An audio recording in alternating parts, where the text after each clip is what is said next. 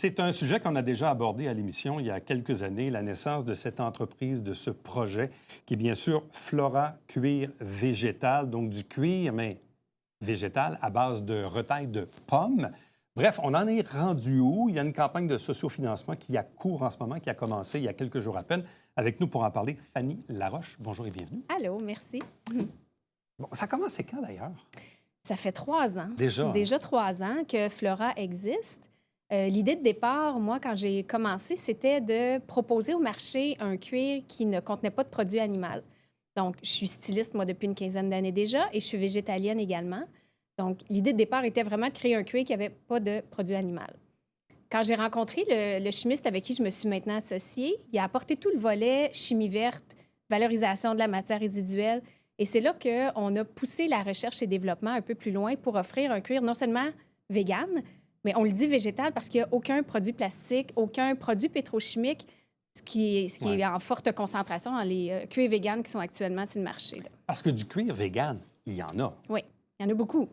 Il y en a beaucoup. Puis c'est une belle solution de rechange au cuir animal si on ne veut pas utiliser de produits animaux.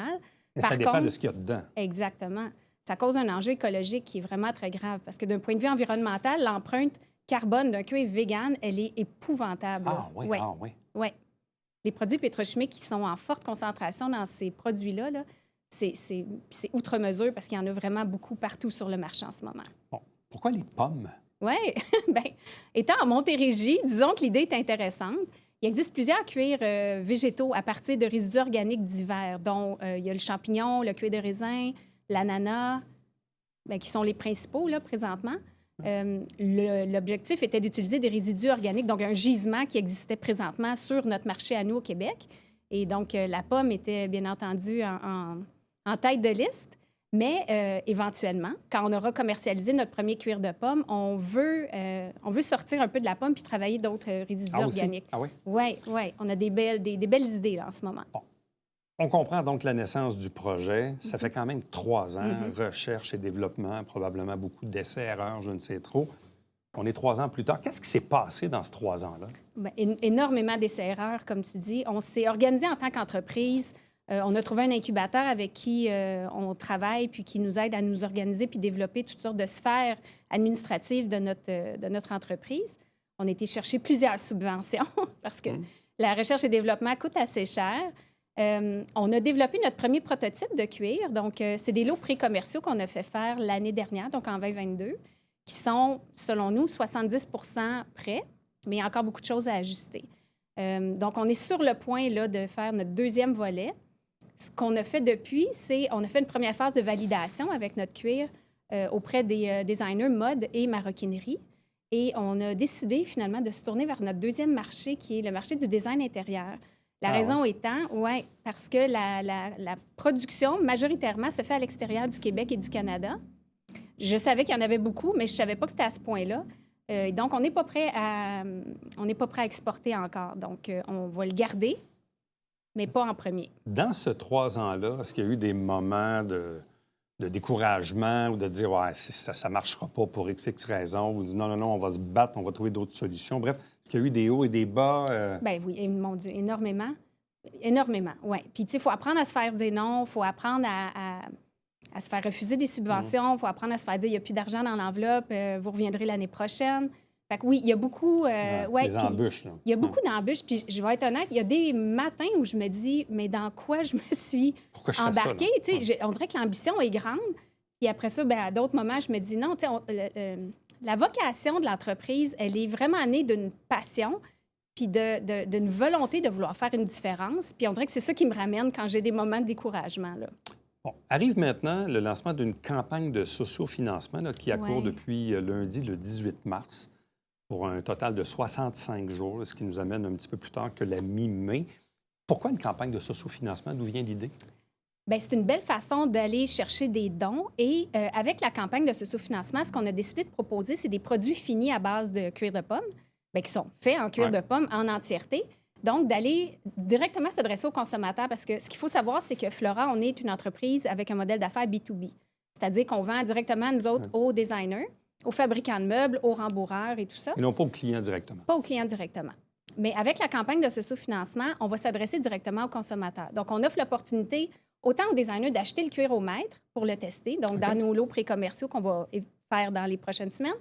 Et on s'adresse également aux consommateurs en leur offrant toute une gamme de produits qu'on a réfléchi et pensé pour que ce soit intéressant pour le consommateur. Bon, parce que quand on va sur le site laruchequebec, en un mot, .com/Flora, on voit là, une multitude de produits là, qui sont offerts. On voit des photographies. Donc, quels sont les produits en question?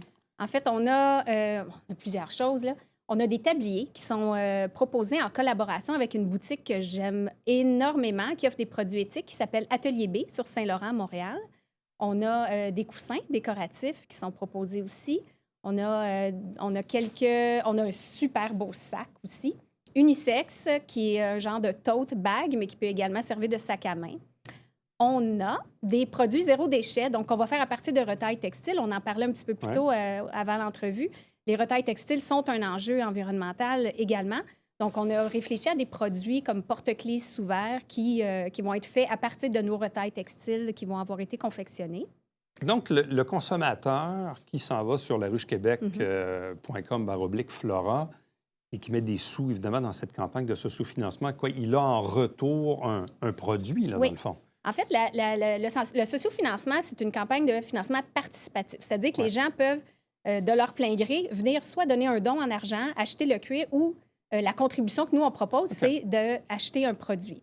Donc, c'est la façon que le consommateur ou le client décide de venir encourager notre entreprise pour... nous autres, en fait, les sous vont servir à faire notre première production commerciale, c'est-à-dire fonds de roulement, achat d'inventaire, pour nous permettre d'arriver sur une chaîne manufacturière grande échelle, prête à commercialiser. Ça nécessite beaucoup d'investissement, puis c'est à ça que les sous vont servir. Là, vous avez une cible, un objectif de 50 000. Oui. Là, ça fait à peine quelques jours que la campagne est lancée, puis vous avez déjà quand même des bons résultats. On a des super bons résultats à date, mais on sait que des fois, ça part en lion parce qu'on a fait beaucoup de travail en amont, mais il faut quand même continuer le travail jusqu'à la fin, là, parce qu'on sait bien qu'on n'est pas au bout de nos peines. Mais c'est sûr qu'on encourage tout le monde à venir nous soutenir de la façon qu'ils veulent. On a des petits produits pas tellement chers jusqu'à une contribution financière de l'ordre que les gens vont vouloir. Et là, si, exemple, on y va maintenant sur le site, là, vous êtes à combien? Là? On est à 50 de notre objectif, donc 25 000, un peu dépassé 25 000 déjà. Quand même... Oui, c'est bien, hein? On a un travaillé beau résultat fort. rapide, oui? Oui, on est super contents. On est super contents. Bon, puis vous êtes avec cet argent-là, on va faire quoi? Ou juste, dans le fond, ça va être le fonds de roulement, ça va permettre de démarrer la production? Bien, les coûts pour démarrer, nous autres, on fait tout sous-traiter. Donc, pour arriver sur une chaîne manufacturière, qu'elle soit pré-commerciale ou commerciale, ça nécessite beaucoup, beaucoup d'investissements en inventaire, en produits, en préparation, en standardisation du produit. Donc, on a besoin énormément de sous juste pour arriver à produire. Puis après ça, il faut vendre, bien entendu. Mais ces sous-là vont nous permettre d'arriver à ça. Donc, d'avoir suffisamment de fonds de roulement pour nous permettre cet achat-là qui va nous permettre ensuite de produire et qui va nous donner la latitude pour arriver à une commercialisation imminente. Là. Passer à l'étape exact. suivante. C'est un jalon important pour nous. Là. Laruchequebec.com, qu'est-ce que c'est comme plateforme? Puis là, vous me corrigerez, mais des fois, dans le passé, j'ai déjà vu, exemple, Kickstarter, qui est un modèle. Est-ce que ça ressemble un peu à ça? Ça ressemble énormément. La Ruche se spécialise beaucoup dans les startups innovantes, mais ils financent... En fait, il faut proposer un projet de développement, dépendamment du genre d'entreprise, là, mais c'est vraiment pour des entreprises. Il y a des Kickstarter, puis là, je m'avance peut-être, là, mais je pense que c'est des gens qui peuvent financer eux-mêmes un projet personnel, mais la Ruche finance l'entreprise.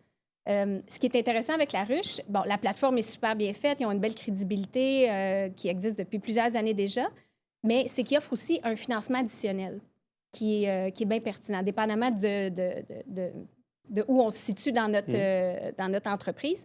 Nous, on est allé chercher un financement additionnel auprès de Recycle Québec. Ouais. Donc, si on atteint l'objectif de 50 000, et c'est là que ça devient intéressant, Recycle Québec double la mise. C'est énorme. C'est énorme. Puis là, notre projet, nous, a été accepté par Recycle Québec, donc c'est sûr qu'il faut qu'on veut l'atteindre.